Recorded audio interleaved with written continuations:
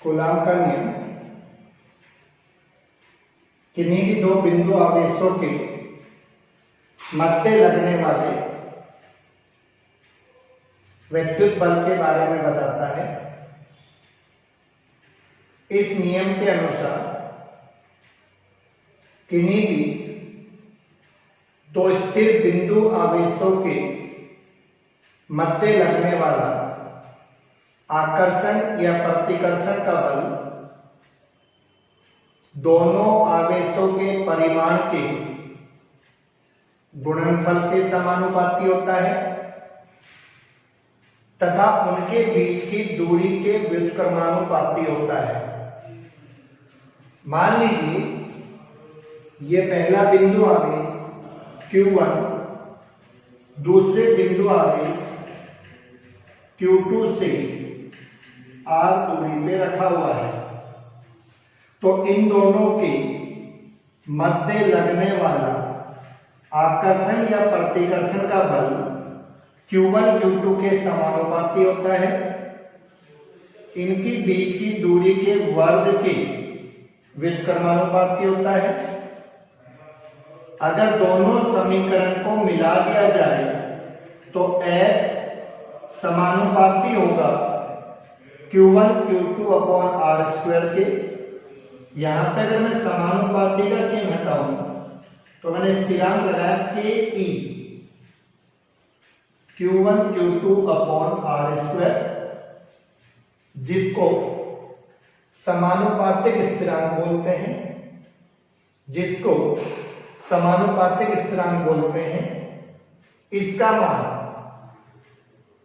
इसका मान मापन की इकाई तथा माध्यम पे निर्भर करता है।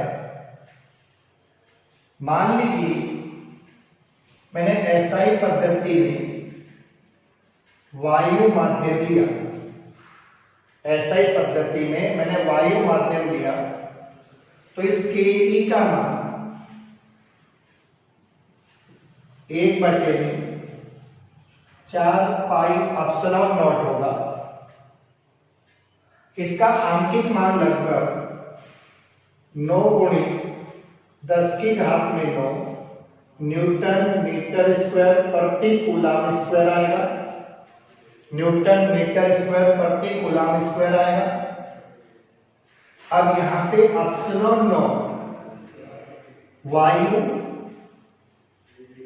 या निर्वात के निरपेक्ष विद्युतशीलता कहलाता है। वायु या निर्वात की निरपेक्ष विद्युतशीलता कहलाता है, जिसका मान 8.85 × 10⁻⁻12, इसीलिए यूनिट को पलट दीजिए, कूलाम स्क्वायर प्रति न्यूटन मीटर स्क्वायर होती है। कूलाम स्क्वायर प्रति न्यूटन मीटर स्क्वायर होती है। तो वायु में बल का सूत्र कुछ ऐसा आ गया, 1/4 एप्सिलॉन नॉट Q1 Q2 बटे में r स्क्वायर। ये वायु में और SI पद्धति में बल का सूत्र आ गया। अब अगर मान लो यहां पर मैं वायु के स्थान पे कोई दूसरा माध्यम ले लूं, SI पद्धति में ही रहे, SI पद्धति में ही है, और आपने माध्यम जो मीडियम है अदर देन एयर, वायु के अतिरिक्त कोई अन्य माध्यम में, तो ke का मान 1/4 pi epsilon not into epsilon r, जिसको मैं 1/4 पाई सिंपल एप्सिलॉन नॉट भी बोल सकता हूं। आप एप्सिलॉन r जो है, यहां पे आपका जो एप्सिलॉन r है, ये माध्यम की निरपेक्ष विद्युतशीलता कहलाता है। एप्सिलॉन r यहां पे माध्यम की सापेक्षिक विद्युतशीलता कहलाता है, निरपेक्ष माध्यम की सापेक्षिक विद्युतशीलता कहलाता है। इसको k से भी लिखते हैं, k यहां पे पराविद्युतांक है, k यहां पे पराविद्युतांक है। तो एप्सिलॉन r और पराविद्युतांक एक ही राशि होते हैं। इसका मान अलग अलग माध्यम के लिए अलग अलग होता है। एप्सिलॉन किसी भी माध्यम की निरपेक्ष विद्युतशीलता कहलाता है।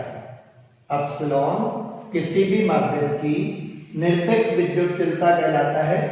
अलग अलग माध्यम के लिए एप्सिलॉन का मान अलग अलग होता है। तो अब यहां पर माध्यम में बल का सूत्र कुछ ऐसा आ गया, के ई का मान है 1/4 epsilon not into epsilon r Q1 Q2 बटे में आर स्क्वायर। एप्सिलॉन आर को चाहे तो आप के भी लिख सकते हैं, के भी लिख सकते हैं। ये किसी माध्यम में आ गया, ये वायु में आ गया।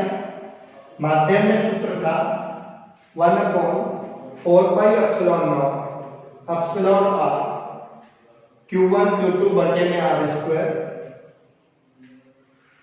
वायु में था 1/4 एप्सिलॉन नॉट Q1 Q2 बटे में आर स्क्वायर। अब अगर अपन दोनों का अनुपात लें, मान लीजिए मैं दोनों का अनुपात लेता हूं तो क्या आएगा वो देखते हैं।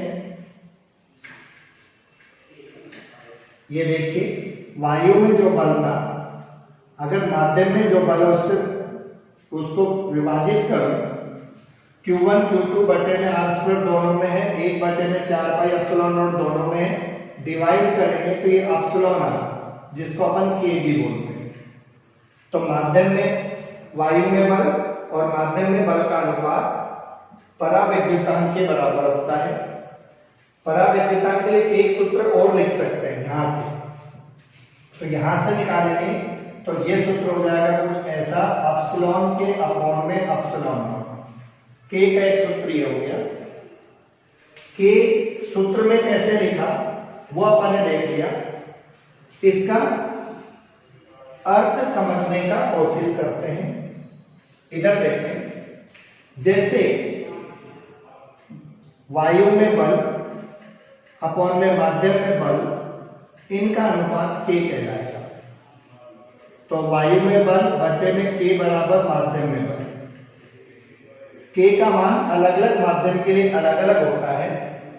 मैं जल की बात करूं, जल के लिए के का मान 81 होता है, 81।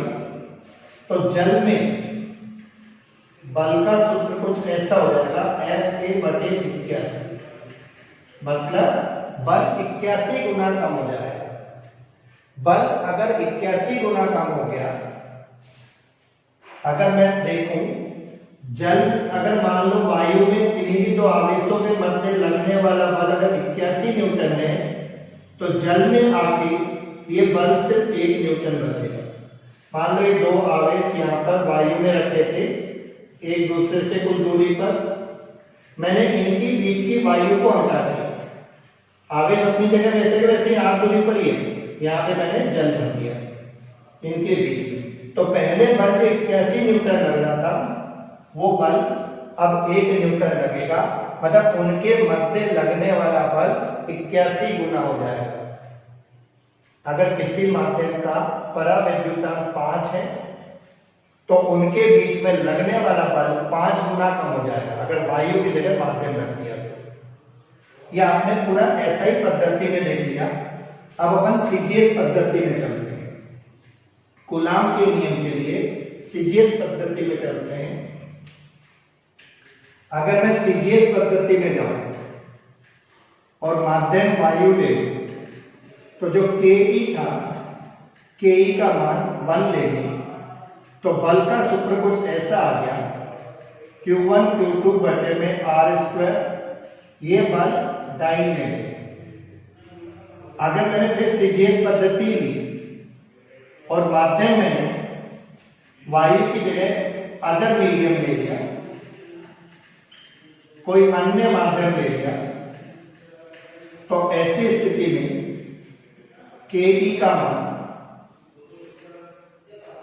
1/εr लिख दो या 1/k लिख दो।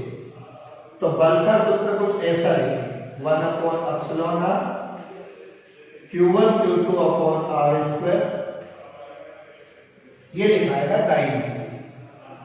ये सीजीएस पद्धति में वायु में और अन्य माध्यम में हो गया। कूलाम का नियम बिंदु आवेश के लिए लागू होता है।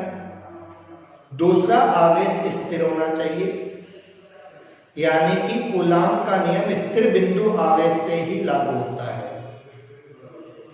अगर आवेश गति में हो या बिंदु आवेश की जगह आवेश का सतत वितरण हो तो ऐसी स्थिति में कूलाम का नियम नहीं लागू होता है। ये कूलाम के नियम की सीमा है।